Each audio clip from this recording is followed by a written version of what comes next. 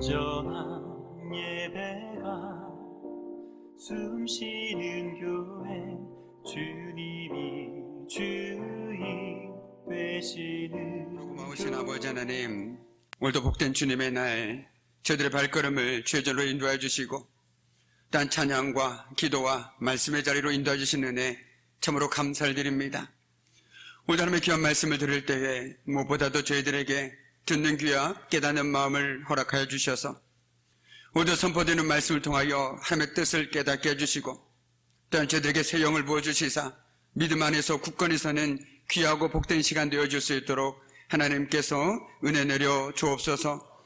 오늘도 부족한 주의 종 하나님의 말씀을 증거할 때마다 인간적인 모습은 감춰주시고 오직 하나님의 말씀만이 선포되어 줄 수 있도록 성삼 하나님께서 친히 이 시간 주장하여 주옵소서.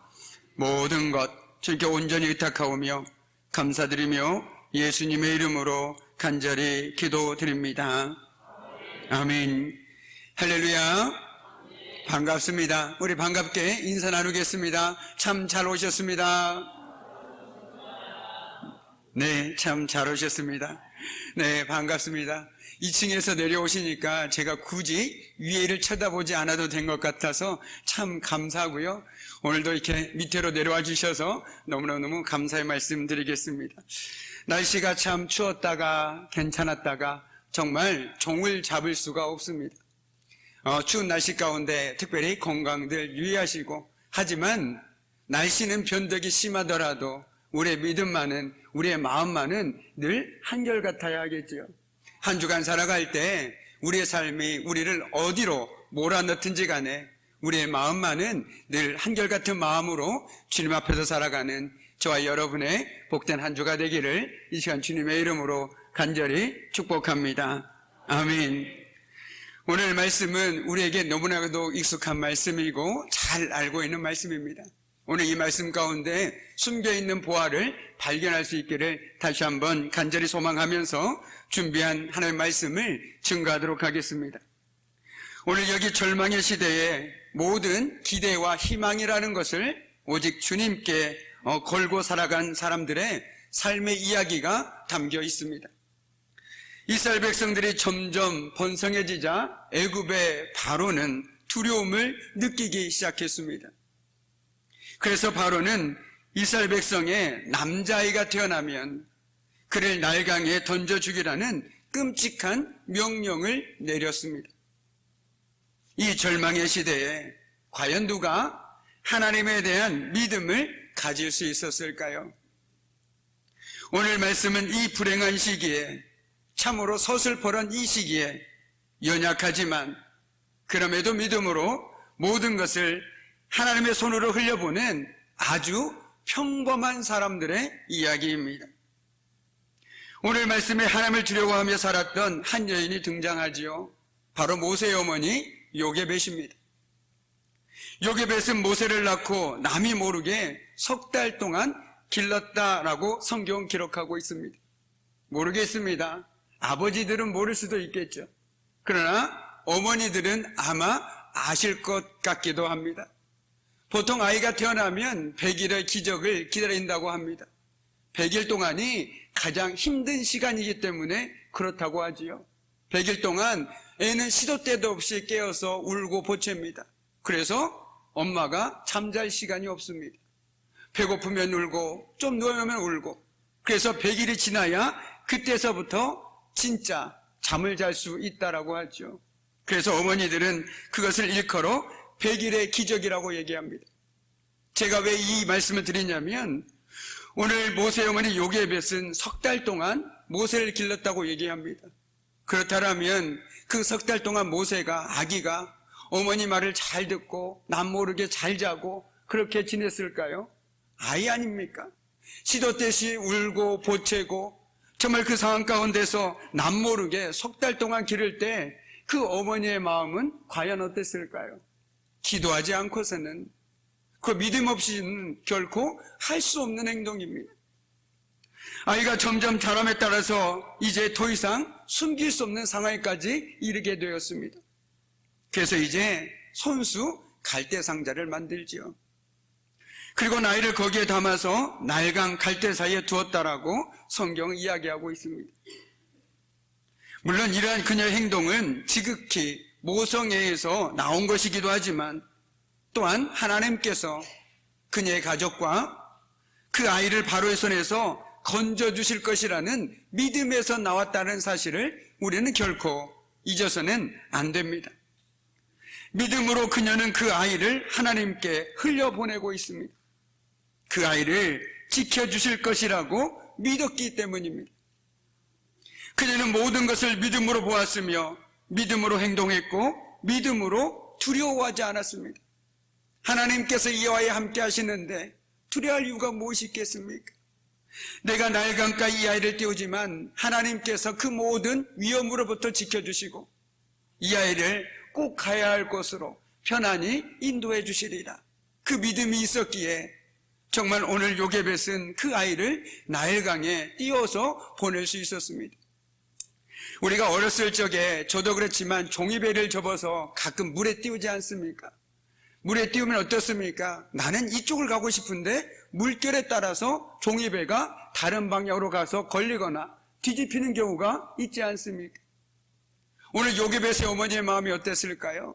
나는 아무리 튼튼하게 갈대상자를 만든다고 할지라도 그 물결이 어디로 흘러가느냐에 따라서 이 갈대상자는 뒤집힐 수도 있고 내가 원하지 않는 방향으로 흘러갈 수도 있다는 것입니다. 그렇기 때문에 물에 흘려보낸다라는 것은 믿음이 아니고서는 결코 할 수 없는 행동이죠. 우리가 가끔 뉴스를 통해서 접하지 않습니까? 어떤 사람이 갓난아기를 기를 수가 없어서 어디 앞에 두고 갔다라고 얘기하지 않습니까? 왜 그렇습니까? 그들이 생각하기에 그래도 이 집 앞에 두면 그래도 살 것이라는 희망이 있기 때문에, 믿기 때문에 그런 것 아닙니까? 그런데 요게벳은 오늘 사람을 믿기보다, 환경을 믿기보다 차라리 그 가운데 역사하시는 하나님을 믿었기 때문에 물결에 떠내보낼 수 있었다라는 것을 저와 여러분은 기억해야 한다는 것이죠. 오늘 여기서 우리가 주목해야 할 것 많고 많지만 전 특별히 요게벳의 믿음의 행동에 주목하고자 합니다. 3개월이라는 시간의 동안이 어떻게 주어졌는지는 모르지만 아마 그 시간은 그녀가 그 아이를 보살펴 줄 수 있는 최대한의 시간이었을 것입니다. 그러나 저는 이제 숨길 수 없는 상황이 되었습니다. 그 한계선에 부딪히게 됐을 때 그 이후에는 과연 어떻게 해야 하는가? 어떻게 행동해야 하는가? 그녀는 신세한탄하며 좌절의 자리에 눌러 앉아있지 않았습니다.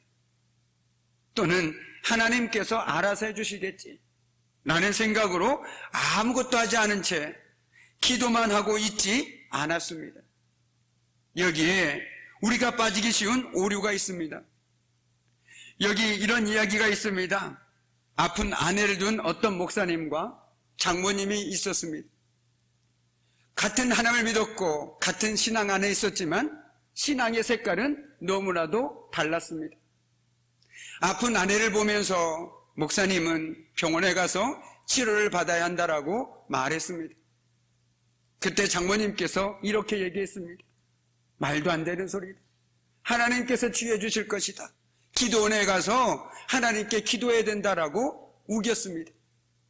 그래서 그 둘은 본의 아니게 아픈 아내를 두고 딸을 두고 의견 차이를 벌이게 되었습니다. 여러분은 과연 누가 옳다고 생각하십니까? 과연 여러분은 어느 쪽에 손을 드시겠습니까? 아마 각자의 신앙의 색깔과 또한 믿음에 따라서 또한 그 병중에 따라서 물론 다를 수가 있습니다. 그런데 성경은요, 기도만 하면 다 된다라고 결코 말하고 있지 않다라는 것에 우리는 주목해야만 합니다. 믿음은 하나님께 맡기는 것이라며 자신은 아무것도 하지 않아도 된다고 생각한다라면 그것은 잘못된 믿음으로 빠질 수도 있다라는 것을 우리는 경계해야 한다라는 것이죠. 물론 하나님께서 기적적으로 치유해 주실 때도 있습니다. 그러나 하나님께서 의사에게 지혜를 주셔서 사람을 낫게 하는 지혜를 주신 이유가 무엇일까요? 하나님께서 우리에게 그것들을 허락하셨다라면 내가 할 수 있는 병원 치료를 최대한 하면서 기도를 함께 하면 되지 않은 것일까요? 왜 꼭 하나만을 선택해야 하는 것일까요? 우리는 꼭 하나만을 선택하려고 합니다. 특별히 제가 육신의 연약함 갖고 얘기했지만 육신의 연약함은 물론 의사의 손길도 필요하고 기도도 필요합니다. 제가 말씀드리고 싶은 것은 어느 한쪽으로 치우칠 때 우리는 하나님의 뜻과 상관없이 살아갈 수 있다는 것을 경계해야 한다는 것입니다. 오늘 요게벳을 보십시오. 어땠습니까? 물론 하나님께서 이 아이를 사랑하신다면 어떻게 해서든지 지켜주실 것이다. 그러니 내가 길러야지. 어떻게 흘려보내냐라고 생각할 수 있었겠죠. 그러나 그는 자신이 소중한 것을 지킬 수 없는 상황에 이르게 되자 어떻게 했습니까? 자신이 할 수 있는 일을 했습니다. 송진과 함께 역청을 발라서 갈대 상자를 정성스럽게 발랐습니다. 아시겠지만 역청을 바른 이유는 방수 역할을 하기 위해서입니다. 갈대 상자에 역청을 바름으로써 물이 갈대 상자 안으로 들어오지 못하도록 꼼꼼히 발랐다라는 것이죠. 그리고 나서 그것을 하나님께 맡겼다라는 것입니다. 성경 우리에게 얘기하고 있는 것은 하나님의 영역이 있고 우리의 영역이 있으며 내가 할 일이 있고 하나님의 일이 할 일이 있다라는 것을 우리에게 끊임없이 들려주고 있습니다. 그런데 많은 사람들이 믿음이라는 이유로 내가 해야 할 일마저도 하나님께 떠넘기는 그런 상황들이 비일비재하다라는 것이죠. 그리고 그것을 믿음이 좋다라고 말합니다. 그런데 정말 믿음이 좋은 것일까요? 아니면 맹목적인 믿음일까요? 모르겠습니다. 어렸을 때 제가 자주 얘기하지만 저희 할머니께서는 새벽 일찍이 정한수를 떠놓고 나무 앞에서 빌고 빌었습니다. 자녀들의 건강을 위해서, 행복을 위해서 빌고 빌었습니다. 그런데 그것만 했었을까요? 자녀들의 건강을 위해서 잘 먹이고 딴 뒷바라지 열심히 하지 않았습니까? 믿음이란 이런 거라고 저는 생각합니다. 하나님을 믿는 부분에 있어서 내가 할 수 있는 부분은 최선을 다해서 하는 것이죠. 그러나 내가 할 수 없는 부분에 대해서는 하나님께 맡기는 것입니다. 그것이 진정한 믿음이라는 것입니다. 오늘 그래서 요게벳도 그 아이를 강물에 넣으면서 이제 내가 할 수 있는 부분은 하나님 여기까지입니다. 이 이유는 하나님께서 이 아이를 책임져 주십시오라고 믿음으로 떠나보낼 수 있었다라는 것입니다. 허리는 굽어서 이 아이를 강물에 띄우지만 고개는 들어서 하늘을 보고 있습니다. 하나님 이 아이를 맡깁니다. 지금 이 아이를 버리는 것도 포기하는 것도 아닙니다. 실망과 절망으로 이 아이를 강물에 띄우는 것이 아니라 믿음으로 이 아이를 하나님께 맡겨드립니다. 그녀는 아직도 이 아이에게 소망의 끈을 놓지 않고 있는 것입니다.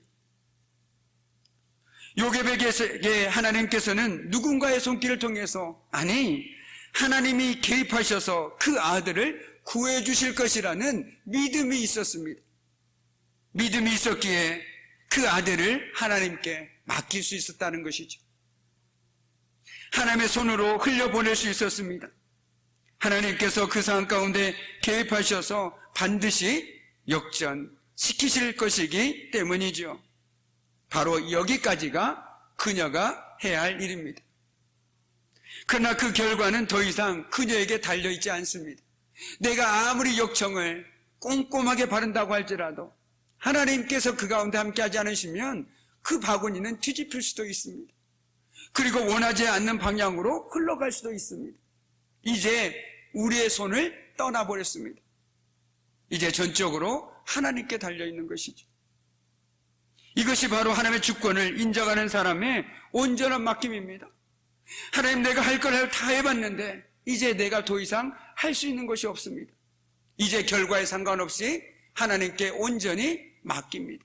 이것이 진정 하나님께서 우리 삶의 주인이시고 내 삶을 주관하신다고 고백하는 사람들의 삶의 모습이라는 것입니다. 그렇게 환경에 연연하지 않습니다. 사람에 연연하지 않습니다. 그래서 성경이 이렇게 얘기하지 않습니까? 하나님께서 가라고 하면 가고 멈추라고 하면 멈출 수 있는 그 믿음, 왜 그럴 수 있겠습니까? 하나님께서 내 걸음을 정하시고 내 삶을 주관하시니 멈추라면 멈출 수 있는 것입니다. 내가 혹 내 마음에 들지 않더라도, 좋지 않는 만남이라고 할지라도 하나님께서 만나게 하셨으니 분명한 이유가 있을 것이다. 그렇게 그곳에 멈출 수 있습니다. 그리고 그곳에서 머무를 수 있는 것입니다. 왜요? 하나님이 내 발걸음을 주장하시고 내 삶을 주관하시니까. 그 이상 그 위에 아무 이유도 없습니다. 오늘 요괴배도 마찬가지입니다. 포기가 아닙니다. 내어 맡긴다라는 것은 포기가 아니라 오히려 하나님께서 어떻게 역사하실 것인가를 기대하는 시간입니다. 그 1년을 통해서 하나님께서 어떻게 하셨습니까? 역사하셨죠. 일하셨습니다. 요괴벳이 믿음으로 자신의 사랑하는 그 아이를 하나님께 흘려보냈을 때 그분의 손이 행하신 것을 한번 성경을 통해서 보십시오. 먼저는 아이의 생명을 구해주셨습니다. 그리고 요괴벳이 오히려 양육의 삭을 받으며 그 사랑하는 아이를 키울 수 있도록 하나님께서 허락해 주셨습니다. 요괴벳은 거기까지는 생각하지 못했겠죠. 하나님 이 아이를 하나님께서 책임져 주십시오라고까지만 생각했을지 모르겠지만 하나님은 오히려 어떻습니까? 자신이 그렇게 사랑하는 아들을 자신이 키울 수 있도록, 그것도 돈을 받으면서 키울 수 있도록 하나님께서 일하셨다라는 것입니다. 얼마나 하나님의 놀라우신 역사입니까? 얼마나 놀라우신 하나님의 일하심입니까? 이것이 바로 우리가 믿고 의지하는 하나님의 일하심이라는 것입니다. 나는 요만큼밖에 생각을 못했는데 하나님은 우리의 생각을 훨씬 뛰어넘으셔서 우리 삶 가운데 일하고 계심을 우리가 믿는다라면, 우리가 하나님을 기대하지 못한다라면 그것은 믿음이 없는 것이죠. 기대와 믿음은 저는 비례한다라고 생각합니다. 내가 하나님을 믿는 만큼 나는 하나님을 기대할 수 있습니다. 반대로 내가 하나님을 믿지 못한다라면 기대라는 것은 한마디로 말해서 사치스러운 것이죠. 왜 그렇습니까? 믿지 못하는데 뭘 기대합니까? 이런 예가 어떨지 모르겠습니다. 여기에 공부를 못하는 친구가 있습니다. 이 친구에게 너는 서울대를 갈 거야. 너는 꼭 갈 수 있어. 난 널 기대해. 이건 기대입니까? 아니면 최면입니까? 그런데 우리는 믿음을 가끔 그렇게 생각할 때가 있다라는 것이죠. 나는 하나님을 믿습니다. 나는 하나님을 믿습니다. 그런데 믿음은요, 체면이 아닙니다. 말씀을 통해서, 기도를 통해서, 찬양을 통해서 하나님과의 인격적인 관계를 통해서 하나님을 신뢰하게 되는 것이고, 그것을 바탕을 통해서 하나님을 기대하며 살아가는 삶이 바로 믿음이라는 것입니다. 그렇기 때문에 남들은 안 된다고 얘기할 때 물론 안 될 수 있습니다. 그러나 하나님께서 함께 하시면 될 수도 있다라는 1%의 가능성, 그 기대를 가지고 살아가는 사람이 바로 저와 여러분이라는 것이죠. 그래서 우리는 안 된다라는 말보다는 안 될 수도 있지만 하나님께서 함께 하시면 될 수 있다라는 그 기대를 가지고 살아가야 하는 것이 바로 저와 여러분이 되어야 된다라는 것입니다. 우리가 기도하는 이유도 바로 거기에 있습니다. 저 사람은 누가 봐도 도저히 낫지 못해. 의술로도 안 돼. 그것은 믿음이 없는 말이죠. 물론 의술로 안 될 수 있습니다. 그러나 하나님께서 어루만져 주시면 나을 수도 있다라는 그 기대가 있기에 우리는 기도하는 것입니다. 그냥 보여주기 위해서, 들려주기 위해서 기도하는 것이 아닙니다. 정말 그 1%의 가능성의 기대를 걸고 기도하는 것이죠. 그것이 바로 믿음이라는 것입니다. 그래서 하나님께서 오늘 모세를 어떻게 하셨습니까? 거기서 끝나지 않았습니다.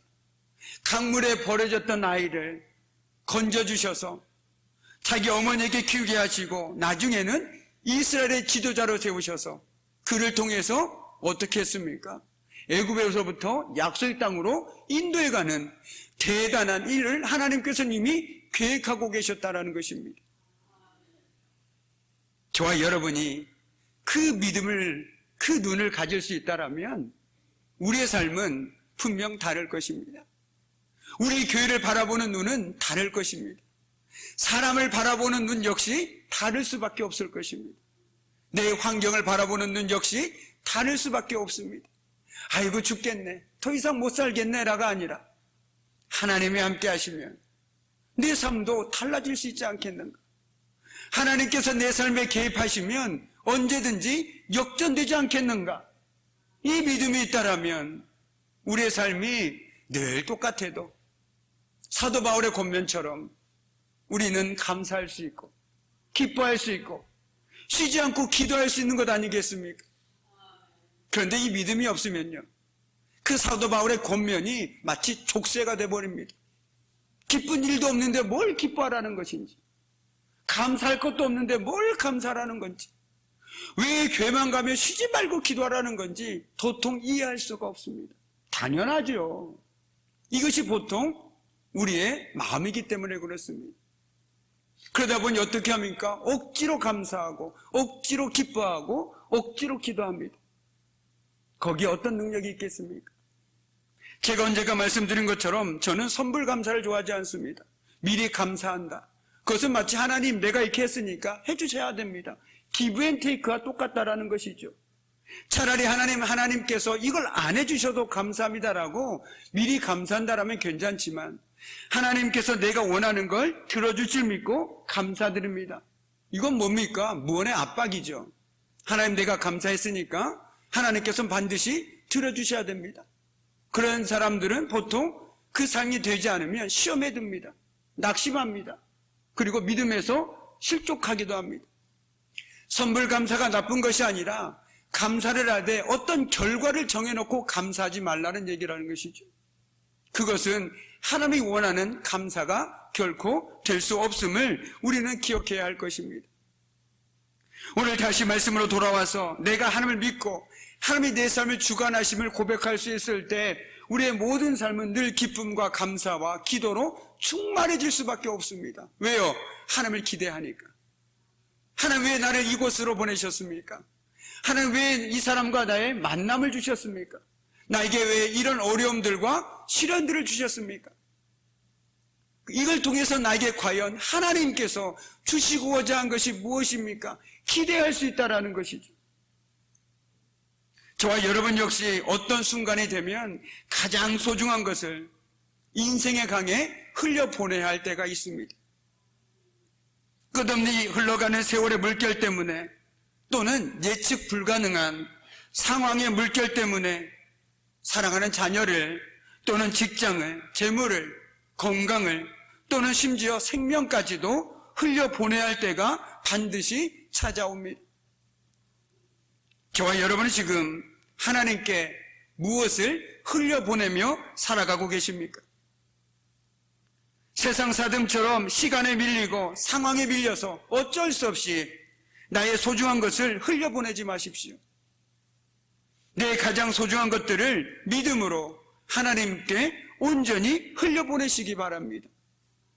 그때 하나님께서 그것을 지켜주시고 선하게 인도해 주실 것입니다.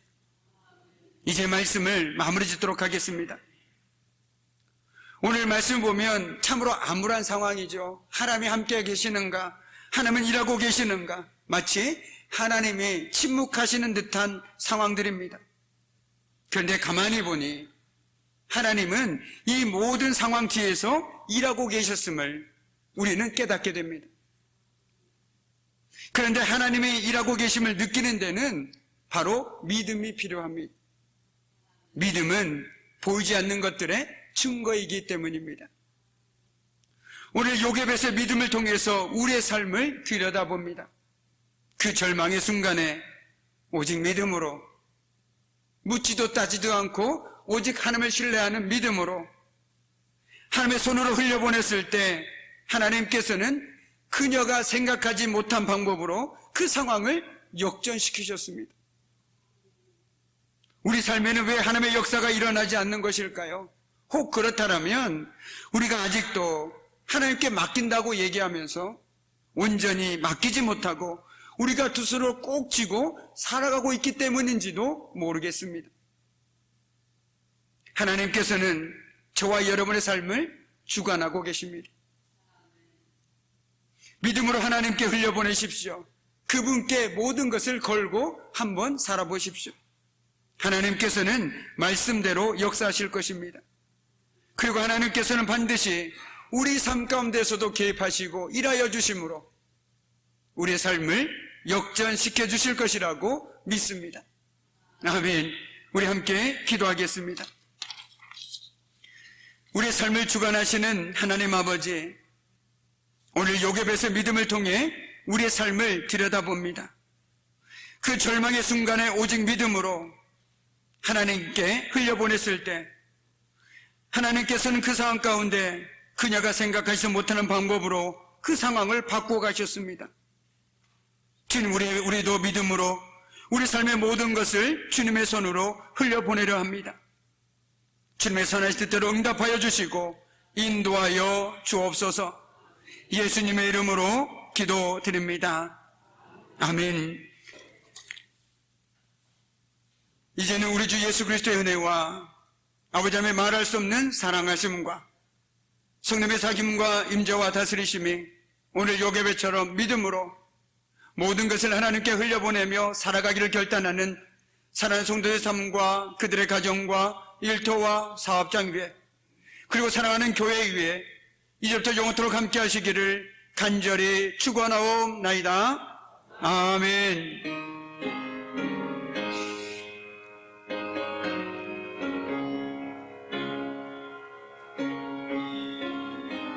두려웠던 모든 것들이 내가 지나왔던 모든 시간이 내가 걸어왔던 모든 순간이 당연한 것